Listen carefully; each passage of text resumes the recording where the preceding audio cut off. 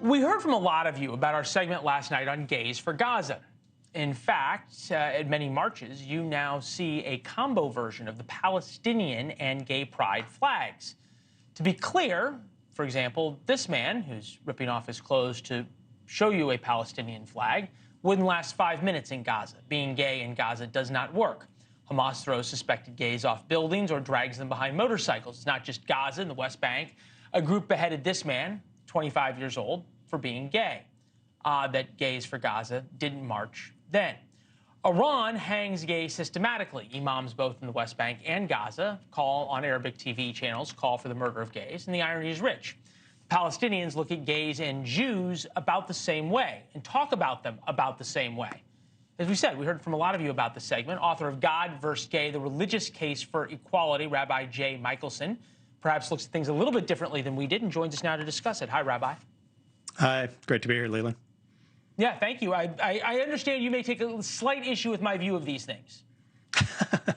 Well, I should state, kind of my bona fides. I definitely don't agree with some of the political positions that are being put forth by these kind of hard left LGBTQ organizations, but I don't quite condemn them in the same way that others might.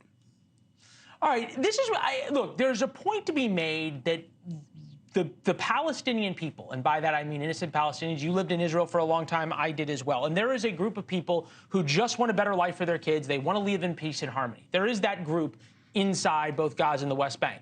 At times it can be a small group, but it's there. I understand standing up for them. I get that, and I get it at a time of heightened tensions that it's worth discussing. What I don't understand is the marches that we have seen, and we'll put up some of them, of the Gays in Gaza group marching and chanting. Take a listen.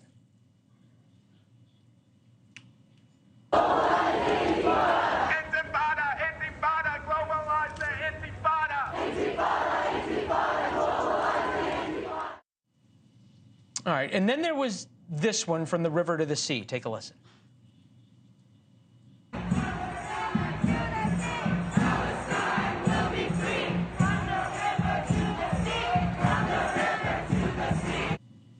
All right, and the banner says Gays for Gaza right there, and at the same time they're chanting for the destruction of the state of Israel. And I'm just wondering how to square that. Well, let's take a step back. So again, first, it's kind of unusual because I'm defending a position I don't agree with, but just to give it its fair, its fair due. Yeah. Most LGBTQ people, we've been persecuted for who we are.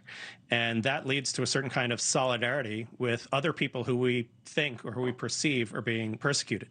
So again, I have a different read of Israel-Palestine politics, but it is definitely the case that there are thousands of innocent Palestinians who've been killed already in Gaza.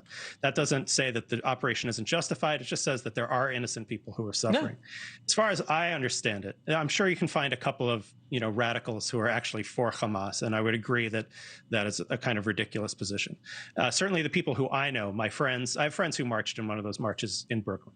They're not for Hamas, they're for Palestinians. They're for a ceasefire, and that's their belief. And for me, I don't see that. They're fully aware, I think, at least the ones that I know, are fully aware that Hamas is an Islamic fundamentalist organization that has no space for feminism, let alone LGBTQ equality. That being said, there are Palestinians who are people and who are being, the perception is that they're being oppressed and that they're being caught in the crossfire of this war.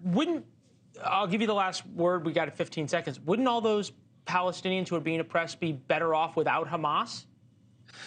Sure, but that's not what the march is calling for. A ceasefire. The march is calling for people, and to me, I see it as a sign of integrity that a community is willing to stand up for people who won't stand up for us.